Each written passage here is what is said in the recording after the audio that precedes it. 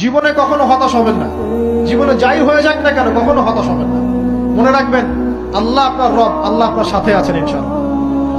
এই সমাজ আপনাকে যেভাবে শেখায়, কিভাবে শেখায়, এই যে স্কুল, কলেজ, ইউনিভার্সিটি, চাকরি, বিয়ে, সন্তান প্রতিপালন, আর তারপর ইন্না লিল্লাহি ওয়া ইন্না ইলাইহি রাজিউন, এই তো শেখায় নাকি?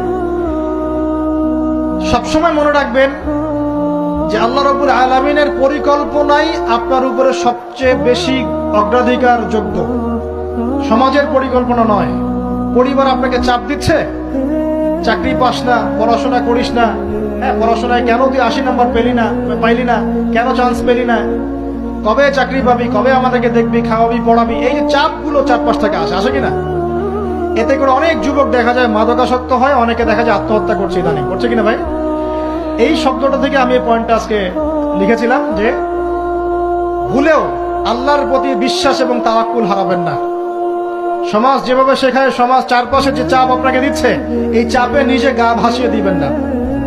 আপনি আল্লাহর কাছে দোয়া করবেন, আল্লাহর কাছে পথ চেয়ে নিবেন এবং আল্লাহর প্রতি তাওয়াক্কুল ভরসা করবেন, কখনো আত্মহত্যার পথ বেছে নিবেন।